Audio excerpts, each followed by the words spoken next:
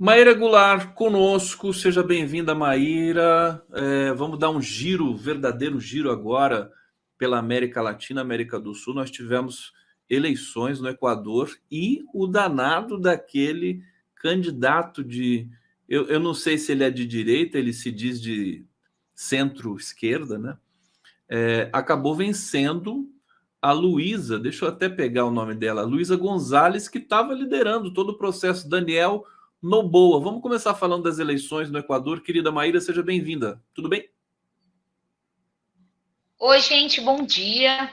É um prazer estar aqui com vocês. E eu acho a eleição do Equador muito interessante para a gente comentar, pedir essa pauta. Primeiro, porque são dois candidatos que se afirmam como de esquerda, que vêm para suceder um candidato de direita, assumidamente de direita conservadora, que, usando um instituto que não temos no Brasil, mas que é muito interessante, que é chamado morte súbita, dissolveu o Congresso e a presidência, na qual ele se inseria.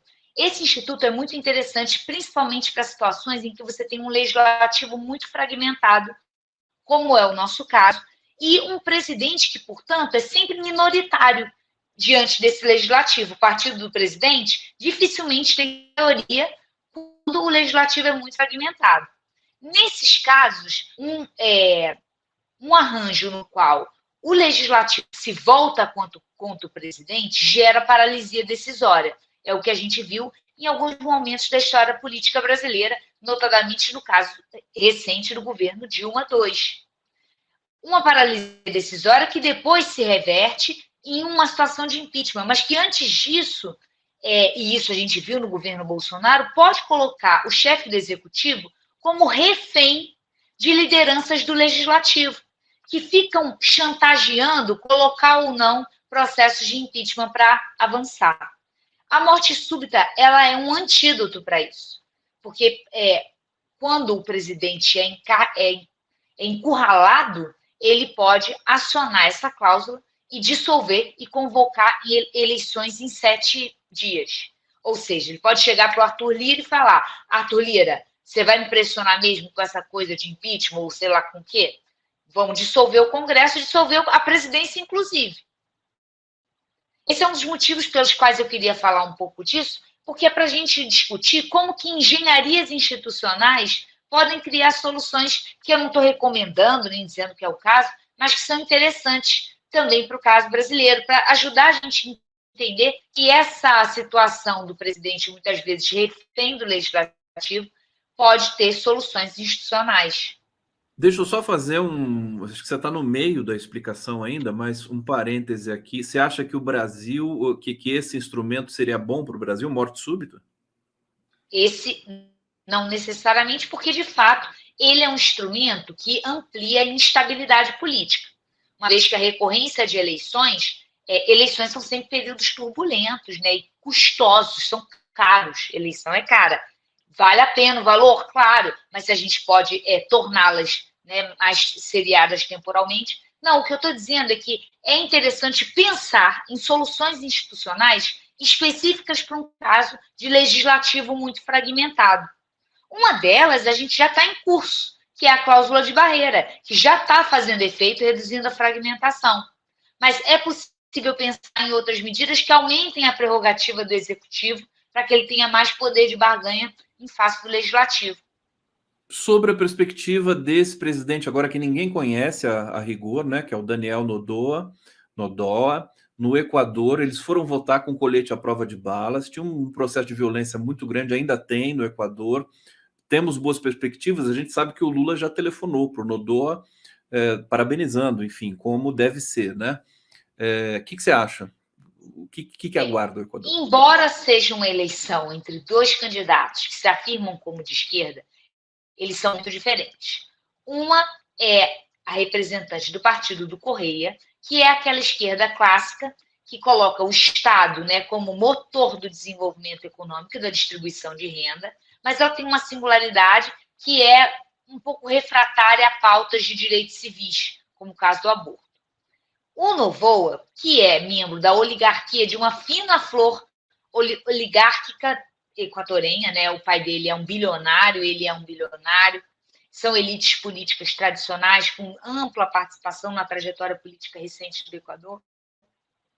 Porém, ele se coloca como de esquerda para se diferenciar, né, se diferenciando do ex-presidente, que se apresentava como de direita, mas com essa inflexão de direitos civis. Né? Ele tem uma pauta tolerante em relação a casamento homossexual, homoafetivo, aborto. Porém, isso é muito pouco, gente, para chamar ele de esquerda. Se a gente for olhar a agenda deles, principalmente, a agenda dele orbita em dois polos. Né? Primeiro, o punitivismo, tendo em vista essa situação que você comentou de insegurança crônica, que afeta, inclusive, as elites políticas, mas afeta, sobretudo, a população. O Equador vive um contexto de recrudescimento do crime organizado. Então, ele é um candidato que falou muito em segurança, em aumento das penas, em aumento do encarceramento, soluções até um pouco extremas, como separar presos mais perigosos, colocando-os em barcos, né, jogando eles para fora do território. O punitivismo é classicamente uma agenda da direita, né, uma agenda liberal. O liberalismo, clássico, tradicional, pressupõe um Estado que se retira da economia, se diminui o seu papel enquanto agente de alavanca na economia, na distribuição de renda, mas concentra papéis do Estado, é um Estado grande no que diz respeito às funções de segurança. Né? É um Estado punitivista, como a gente chama. E a segunda agenda dele, que é a agenda propriamente econômica, é inequivocamente liberal, redução de tributos e fortalecimento do que ele chama de responsabilidade social das empresas, que é o velho e bom princípio da subsidiariedade, transferências de responsabilidade do poder público, do Estado, para atores da sociedade civil, agenda clássica do liberalismo. Então, chamá-lo de esquerda é um wishful thinking.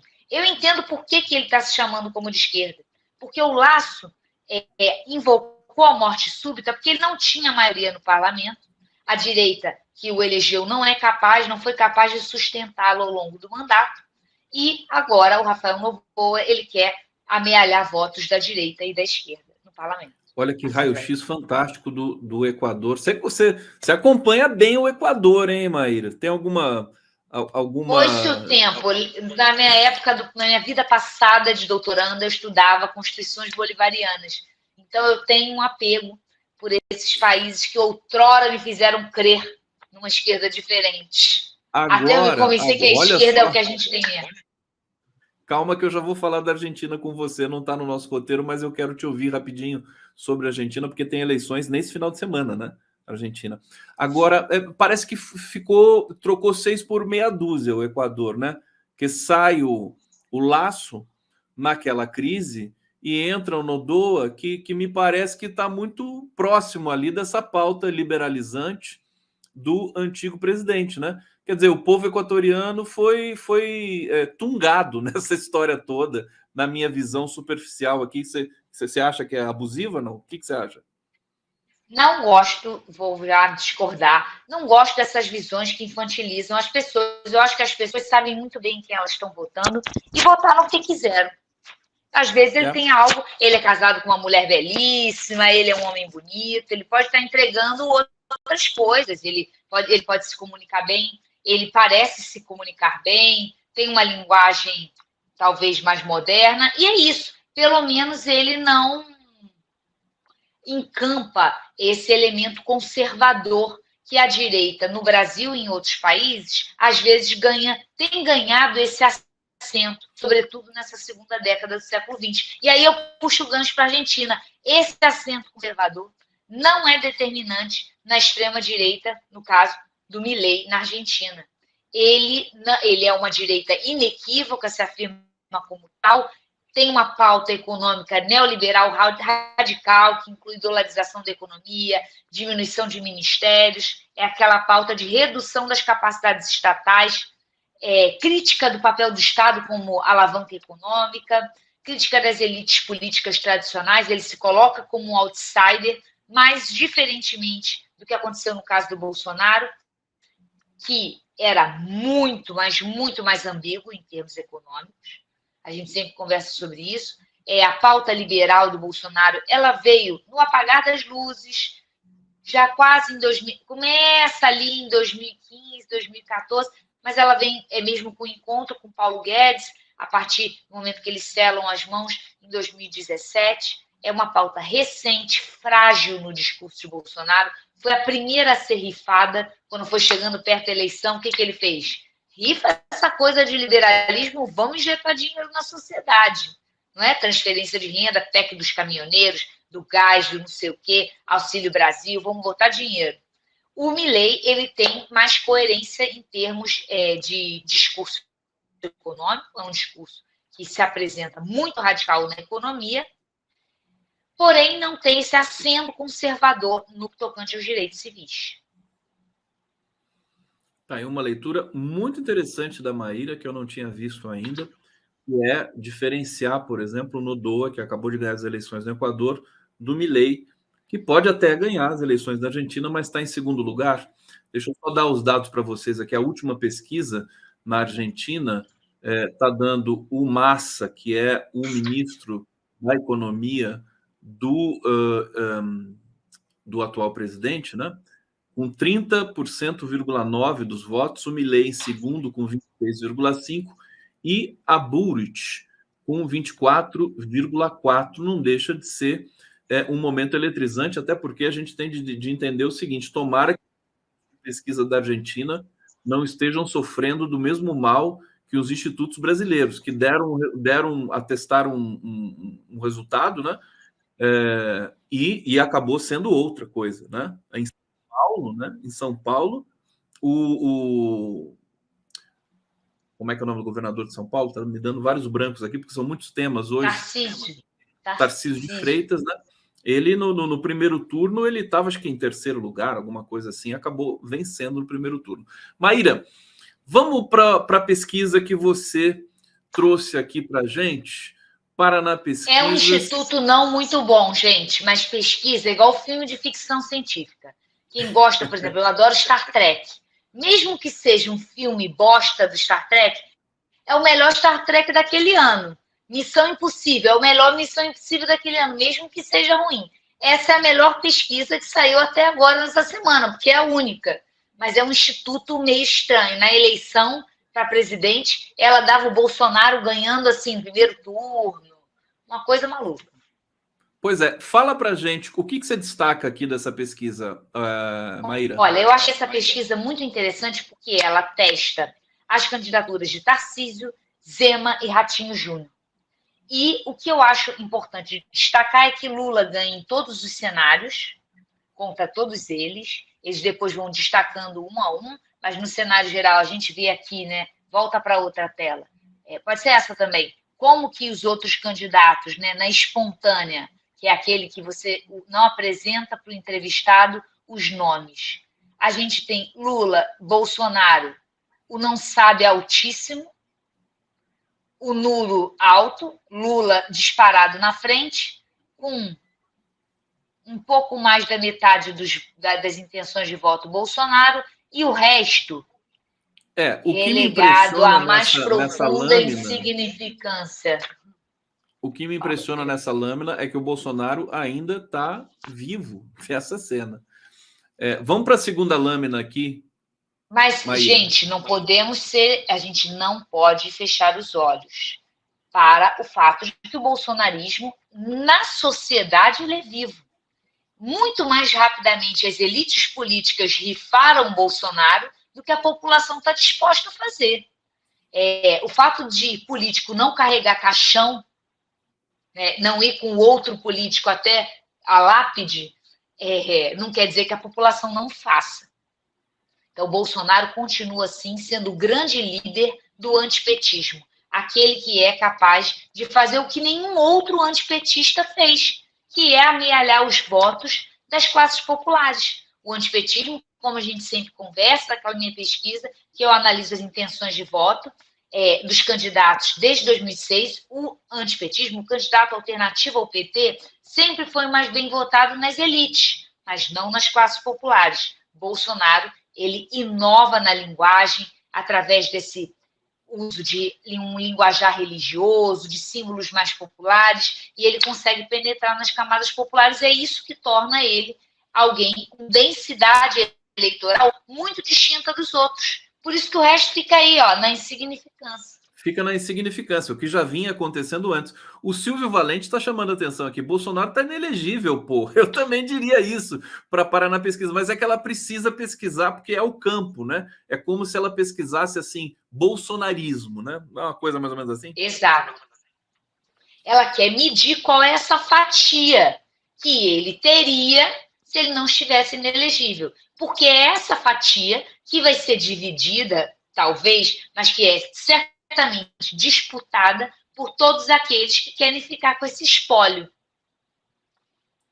Perfeitamente. Vamos voltar. Eu não sei se você quer comentar alguma lâmina especial. Eu quero Maíra. comentar, não precisa votar em lâmina, não, mas eu quero comentar como que Tarcísio e Zema são muito parecidos. Você pode votar em qualquer um, ou do Tarcísio ou do Zema, que tem a estratificação. O Tarcísio e o Zema, eles têm sua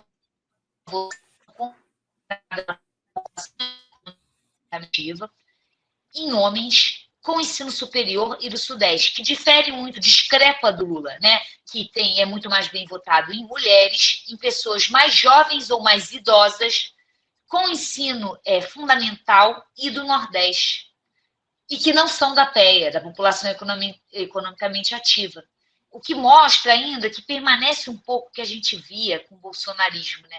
O bolsonarismo é para forte. Aqueles que se sentem vulneráveis e que precisam do amparo do Estado não se veem, não tendem a votar em alguém que fala contra esses amparos que o Estado dá para aqueles que estão mais vulneráveis ou se percebem como mais vulneráveis, porque muitos vulneráveis rejeitam esse entendimento, né, de que você precisa de amparo do Estado. Mas aqueles que se percebem como vulneráveis e que necessitam do amparo do Estado, não só em termos distributivos, mas em políticas de educação, políticas de saúde, reconhecem o papel que o Lula cumpre nesse campo, né, de manter, de dar devida importância para a política pública, para o Estado.